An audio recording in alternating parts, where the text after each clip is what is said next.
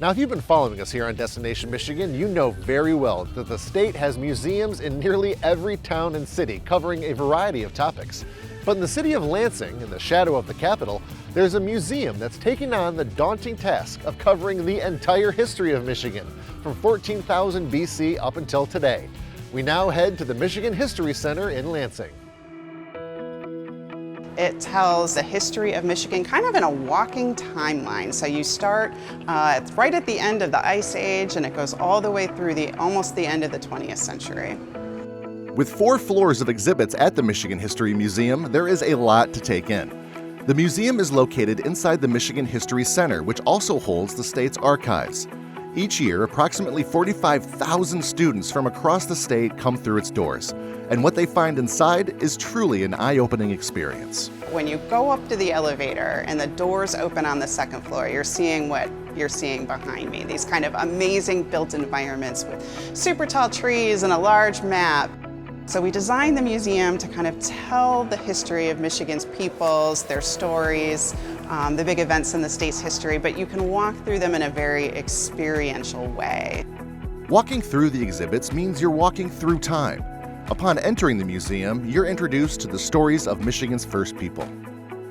In 2016, we redesigned how we talk about Michigan's first peoples and indigenous tribes by working with several of Michigan's 12 federally recognized tribes to tell their story in their words, in their ways. So we ended up creating a gigantic wall mural that shows the lifeways pre-European contact of the very vibrant Anishinaabe civilizations that were in this state. And it has enabled us to tell a much more accurate, much more complete story of this time period. As you pass the vibrant mural of Michigan's first people, you come upon one of the most immersive yet intimidating exhibits you'll find at the museum. Probably our most popular exhibits for kids and adults alike is we have kind of a recreated copper mine where you kind of come around a corner and you're looking into a dark mine, and it's either people that are terrified by it or they absolutely love it. So you can kind of go in, and if you walk to the back, you see a rope going up, and if you look up, it's like you're looking up a mine shaft, like 100 feet. Make it through the mine shaft and your next steps bring you into Michigan's modern times, relatively speaking. When you get off the elevator on the 3rd floor, that starts 20th century Michigan. So you walk a little bit through the assembly line on one side to talk about the automation and the mechanization and the industrialization of Michigan. On the other side, we talk about what was going on in farming and in the rural parts of the state. And you walk through that and suddenly you're in a street in Detroit in the 1920s. And you can look ahead and see a window from J.L. Hudson's store in downtown Detroit.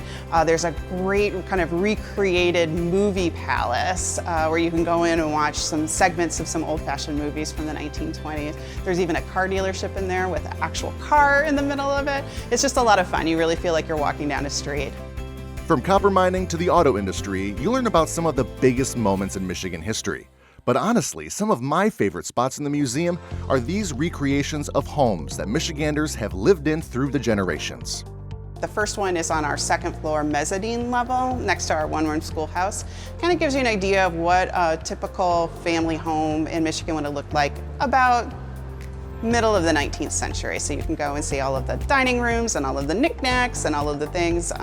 We have another one that talks about the mid-1950s, which is a crowd favorite because all the appliances in the kitchen are bright pink, as they were.